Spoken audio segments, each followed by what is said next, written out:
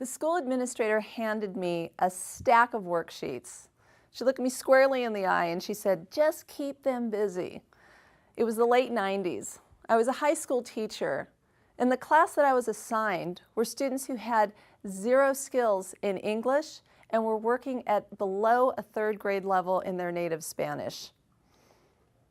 Just keep them busy until what, I thought, sensing her low expectations of these students. But as I took a look at all of them, I made it my business not to look at them for everything that they had going against them, but to look at them for everything they had going for them. I chose to look at them as a room full of geniuses, deep geniuses. Now, the definition of genius is an extraordinary ability in something.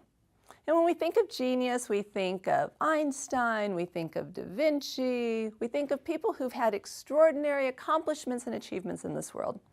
But think about that definition, an extraordinary ability in something.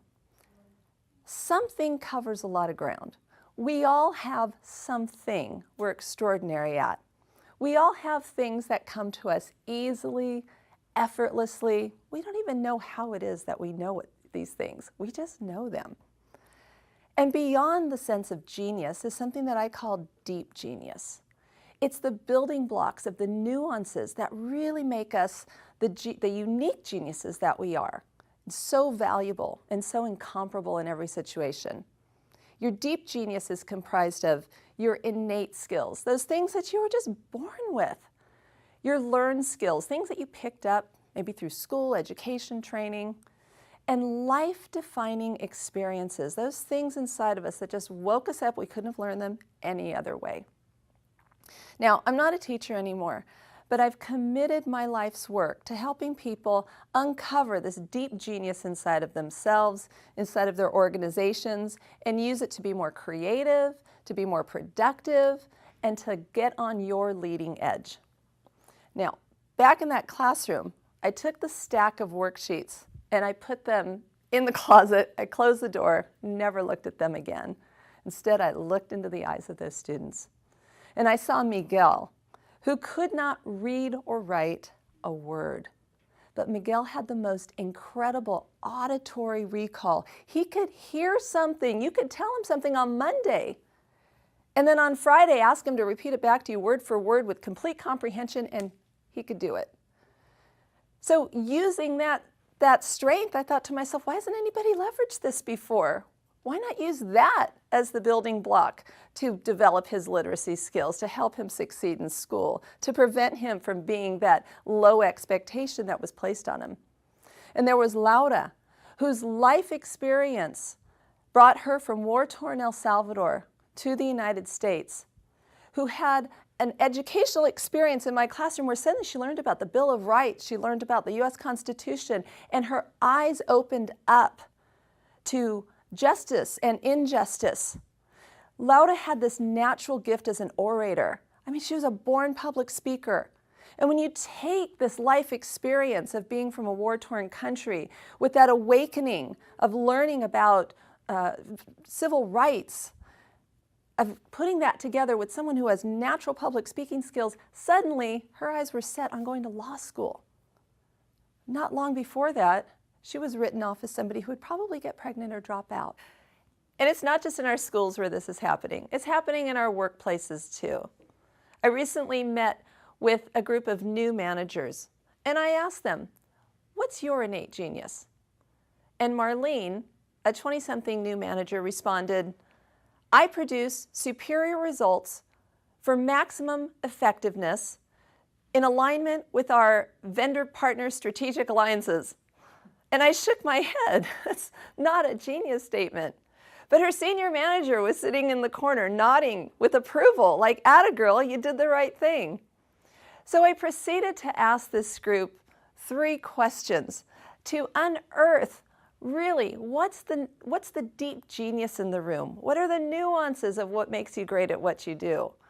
The innate skills, the learned things that you've picked up through life, the life experiences. And what I found out about Marlene was fascinating.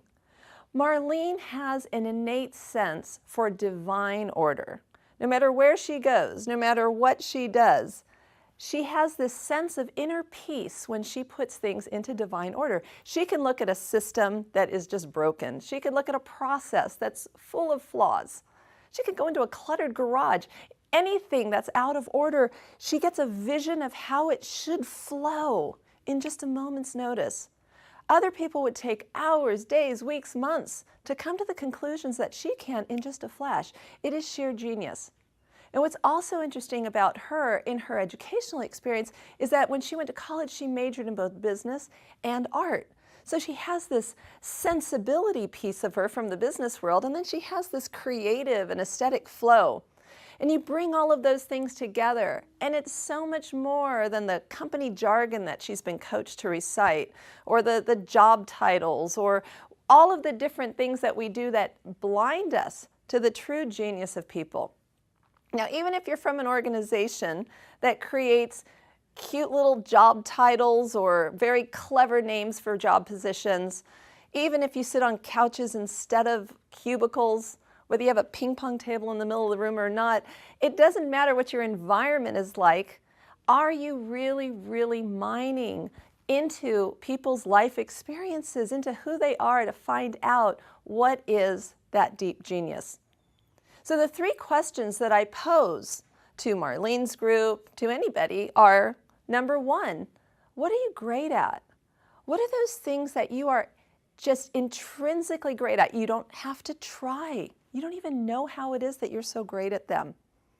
A lot of times we'll overlook those things in ourselves.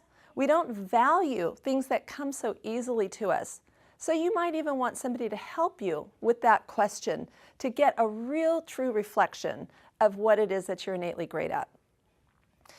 The second question I ask people is, what types of education or training have awakened you to things that you realize you have a skill in? Just as Laura learned about the Bill of Rights, and suddenly she realized, like, oh my gosh, I'm in love with the concept of justice and human rights. When Steve Jobs went to college, you may have heard this story, he took a class in calligraphy. And as a result of that, he fell in love with fonts. For that reason, we all know our Verdana from our Avant-Garde, from our Arial, because he brought that love of fonts to Apple computers. And it influences us to this day every single time we open up a document. And the third question I ask people, what are the life-defining moments, those life events that you could not have learned any other way? They wake up a dormant strength in you you never even know that you had. It could be something joyful and wonderful, like falling in love, or the birth of a child, getting married, finishing a triathlon. It could be something painful, like dealing with illness, death, loss. These are experiences that open us up to our growth edge, and we realize we have strengths we never even knew that we had. The redwood tree has a seed cone that's closed up very, very tight. It's impossible to penetrate, but it's full of seeds. How are those seeds going to get out to create the next generation of trees? It's through intense heat, and that comes from forest fires. So something that can be looked at as tragic and overly dramatic can actually be exactly what we need to be the catalyst for the next generation of growth. It's so important that we look beyond what's on paper about people, that we go beyond the job title, that we go beyond the assessments, that we go beyond the performance reviews, and we start to look under the cracks, into the nuances, to find out what is the sum of people's deep genius. Whether they're an entry-level intern, whether they're a founder, whether they're a C-level executive, we all carry these innate strengths, these learned skills, these life-defining moments. So I invite you to look at everyone as the sum of those pieces that make them who they really are. I invite you to look at everyone as the sum of their deep genius.